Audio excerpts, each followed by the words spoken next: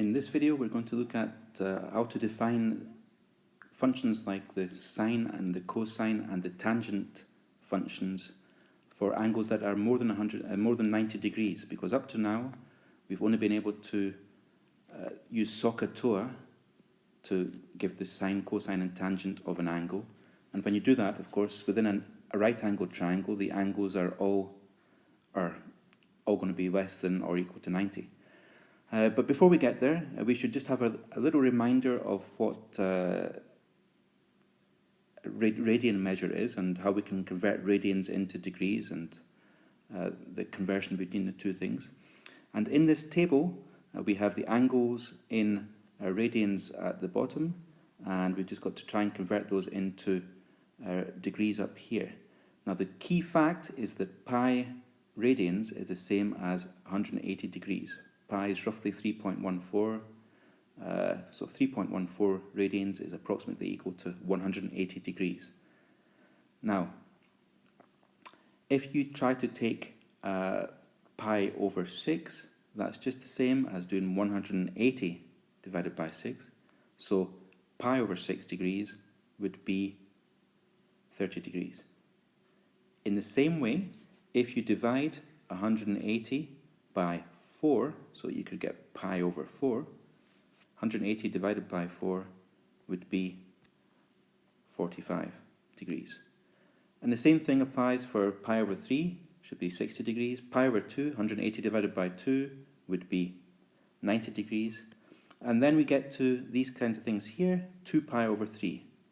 Well, the easiest way to get that is just to think, okay, if 1 pi over 3 is 60, then 2 pi over 3 would have to be 120, 2 60s.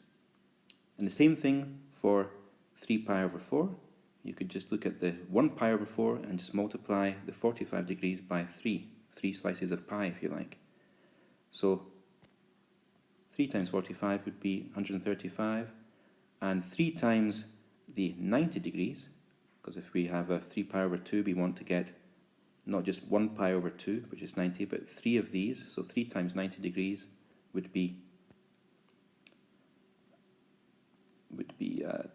270 degrees. And then I also want to remind you about the way that angles are measured.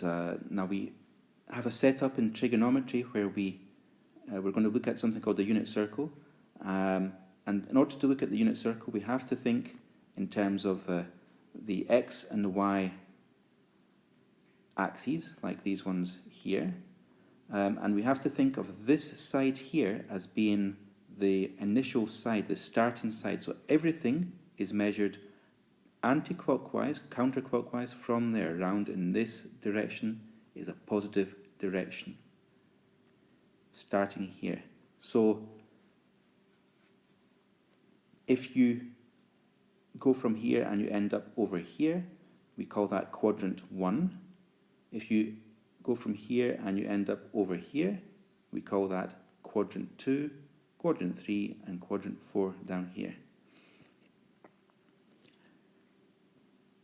Now the unit circle is something that looks like this circle here.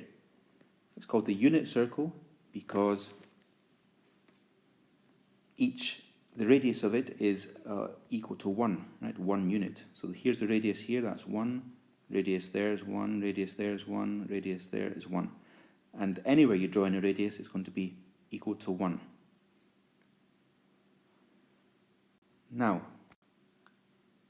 how does that connect with trigonometry? Well, if we'd have a diagram like this one here, this diagram here, which is just a quarter of the unit circle, just in the first quadrant, we could draw in a right angled triangle up to a point on the circle. So you could draw a right angled triangle like that. Now, remember that the radius of the circle is 1, so this side here is 1. So if I did this, the opposite, over the hypotenuse, I would have y over 1. And remember, the opposite over the hypotenuse, that's the saw in SOHCAHTOA. So sine of whatever this angle is equal to y over 1. In other words, y is equal to the sine of the angle. Okay, so in other words, that y that there is there, the y coordinate of the point on the circle, is the sine of the angle. And in the same way, you can do the same thing for the cosine. The cosine is going to be your x, so the cosine of the angle is the x coordinate on the circle.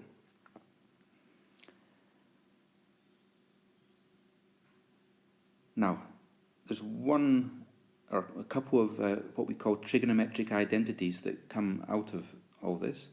If you look at this triangle here, we have an x here, a y here, and a 1 here. If we use the Pythagorean theorem, we'll have x squared plus y squared equals 1 squared.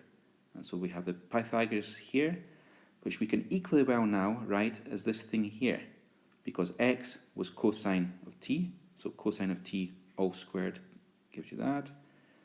Y was sine of t, so when we square it we get this. So this is what we call the Pythagorean identity here.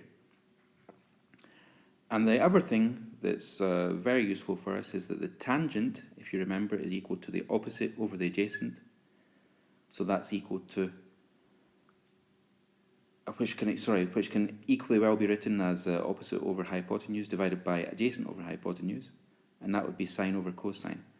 So two useful things. This equation here, sine squared plus cosine squared equals 1, and tan equals sine over cosine.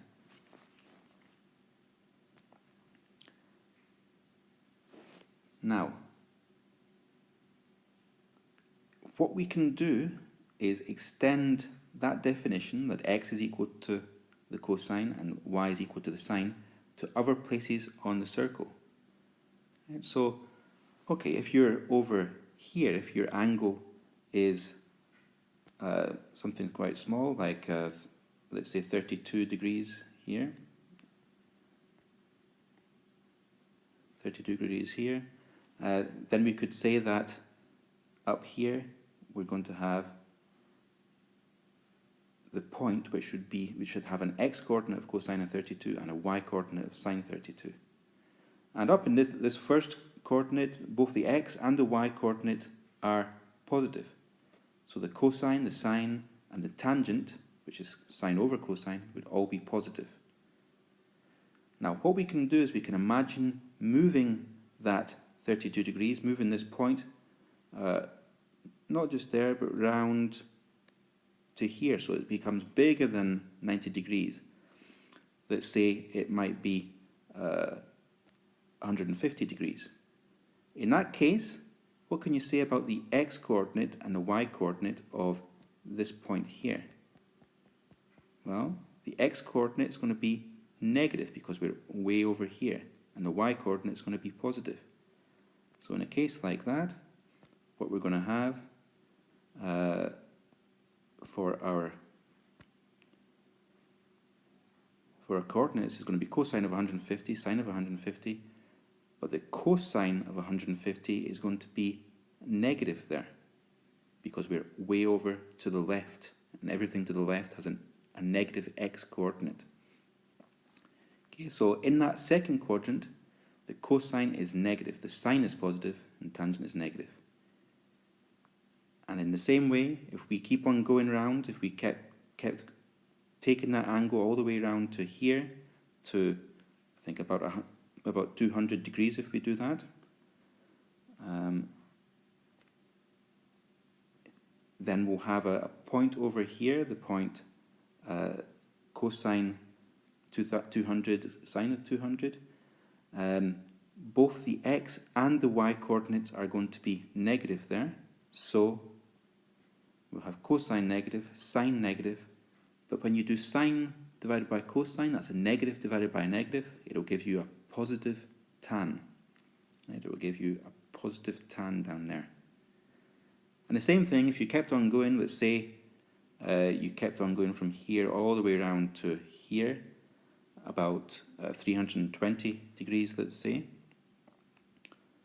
then you would have the coordinates of that point, which would be cosine 320, sine 320. The cosine here is going to be positive because the cosine is going to be the x-coordinate, and the x-coordinates over here are positive. But the sine, because we're down here, is going to be negative. So, down in that fourth quadrant, we have only the cosine being positive. And a way of remembering that is to say that, okay, in the first quadrant, all are positive. In the second quadrant, only the sine is positive. In the third quadrant, only the tan is positive. And in the fourth quadrant, only the cosine is positive. So that's A, S, T, C, and some people remember it like this: add sugar to coffee. Some people think all students take calculus. That's another way of remembering it.